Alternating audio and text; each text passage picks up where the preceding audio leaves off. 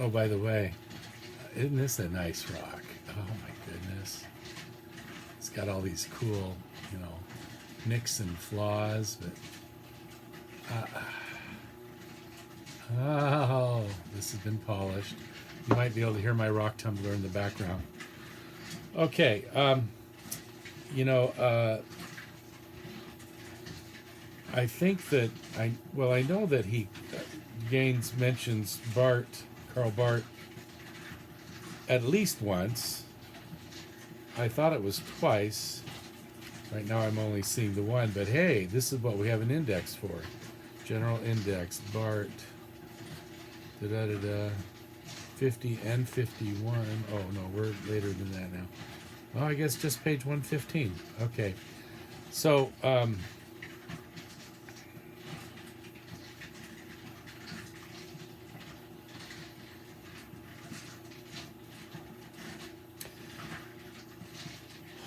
115, where Gaines does mention Karl Barth, this is about 2/3 of the way down. Solitude was what Karl Barth named this dynamic of the theologian being displaced from the centers of social power. For Barth, solitude was not in an individual theologian being alone, but about the theologian coming to occupy the rhythms and logic of the theological life, which are simply different from those of the centers of power. Well, here's what I want to do with that.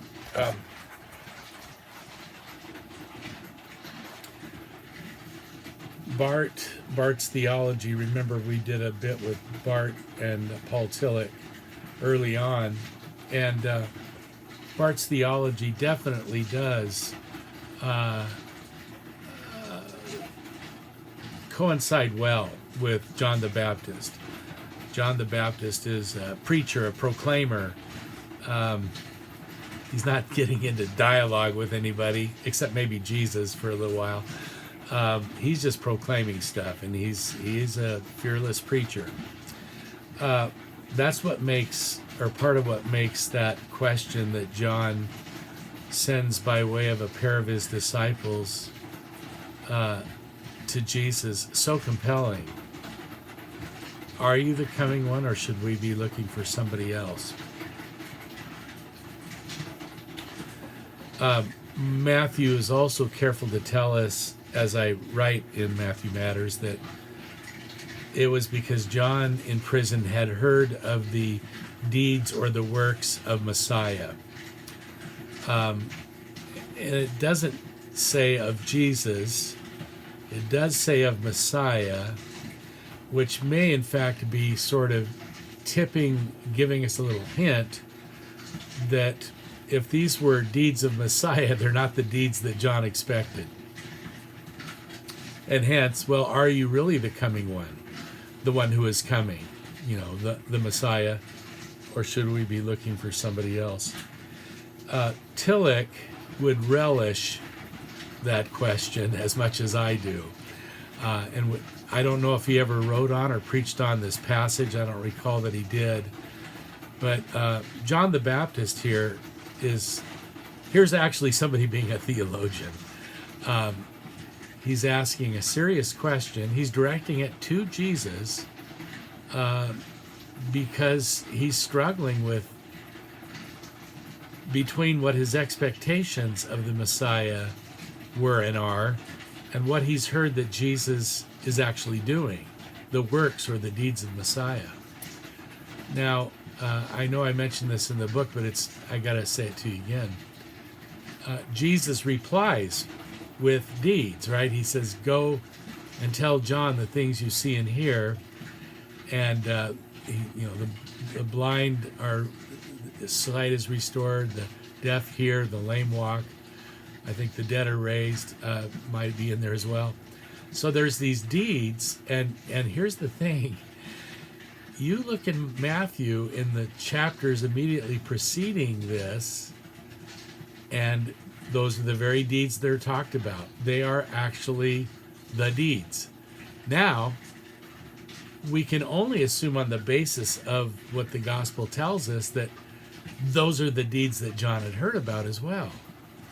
So Jesus replies by with the deeds that are raising the question in John's mind to begin with. Wow. I know I say that in the book, but it's just worth repeating. Tillich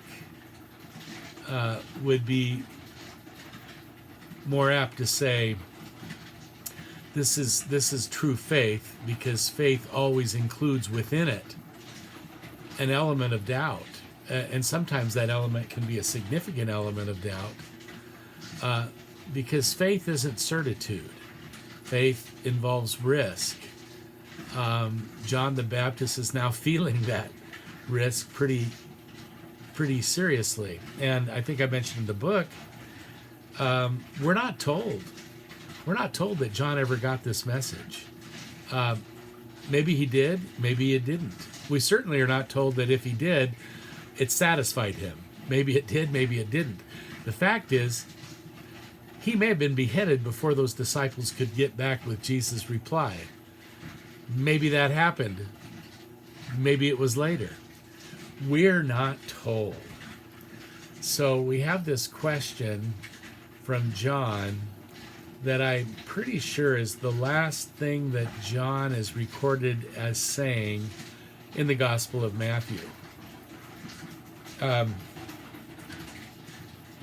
it's not surprising that, say, for example, the Gospel of John has no record of such a question, because the John the Baptist of the Gospel of John is much more adamant about his being, a voice in the wilderness, crying out to make way for the coming of the Messiah. He's very strong on who he is and isn't and all that sort of thing. And that's the John the Baptist, you see, that Timothy Gaines basically picks up on. That's all right. It's his book. He's got every right to do it. But again, I feel like there's this golden opportunity that was just left hanging there that makes John more human and actually more of a theologian than somebody that's just, speaking truth to power and wearing camel's hide, probably inside out, by the way, so that the rough camel hair was, agitating his poor skin. Don't know that for sure, but probably. So let me go back and see if there's anything else here that... in a border territory, I want to say something about this. So on 116 and 117, maybe 118, Gaines talks about John the Baptist out there in the border territory, and then moves that to talk about the ways that theologians can approach different borders, especially of other academic fields. So, top of 117, over the past half century, academic theology has sought conversation for the past half century. It's been longer than that, see, because Tillich was doing all these things. Academic theology has sought conversation partners with a growing number of fields, expanding the kinds of questions and issues theology explores. Now, I would say that with the natural sciences, he is correct. That's an area that's really exploded. Theology's engagement with science tends to attract a lot of attention, though its engagement with art, philosophy, the social sciences, and many more is also making significant contributions. Now, here's the thing. I'm going to say again, Tillich was the theologian who really made sustained engagements with art, philosophy, psychology, so that would be the social sciences, certainly. And he was doing it in the certainly in the 40s, 50s, and he died in 1965. So here's the irony.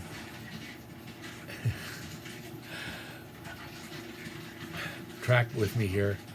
Brother Gaines is talking about John the Baptist being out there in the border territory beyond the Jordan.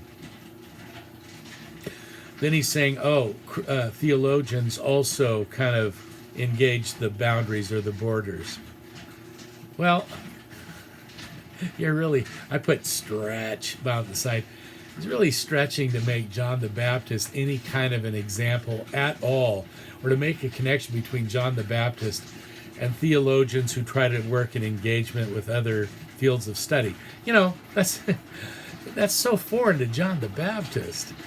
Like just in spirit. You have other people that did that. The Apostle Paul did that some. John the Baptist is not at all portrayed in this way. So he then does talk about the distinct message of John, which I think is probably better. And then he goes into more on theology and science. I'll just mention, he quotes John Polkinghorne a couple times, 1:17, 1:18. And if you pay attention in Smee Hall, up there on our floor, I think right outside of Dr. LP's office, you'll find the big ad poster for John Polkinghorne's Wiley Lecture Series, which has been at least 10 years ago now. He's since passed away. But that was a real snag for us. John Polkinghorne, certainly during his life, and I would say certainly in the late 20th, early 21st century, was one of the most important figures in the dialogue and engagement between Christian theology and the natural sciences. He was both a physicist, trained physicist, and also an Anglican priest, PhD in theology. And so keep your eyes open for the name of John Polkinghorne. But again, here's the thing. John Polkinghorne is very different from John the Baptist. John Polkinghorne is saying, let's do theology, at least partly, in conversation with what the natural sciences, in his case, I would say especially cosmology, but also evolution, and just probably any other natural science you want to talk about. Polkinghorne said theology needs to engage these matters thoughtfully and well. That's Tillich's world. It's not so much Karl Barth's world. Karl Barth knew a lot of stuff, about art and philosophy and all that, but it wasn't something that he said, okay, my theology is going to be an engagement with these disciplines. Whereas Tillich's whole thing was about that.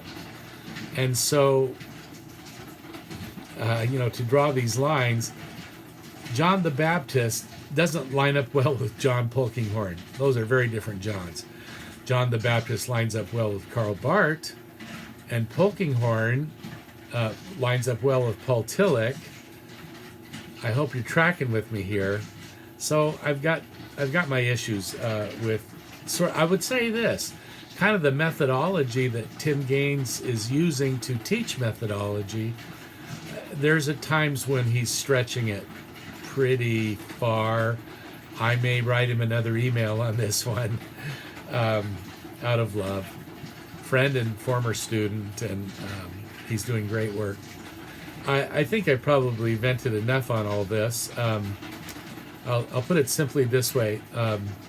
Of the two John the Baptists, I like the one in Matthew Matters more than the one in Walking the Theological Life, although they both have their place, you see. All right, blessings.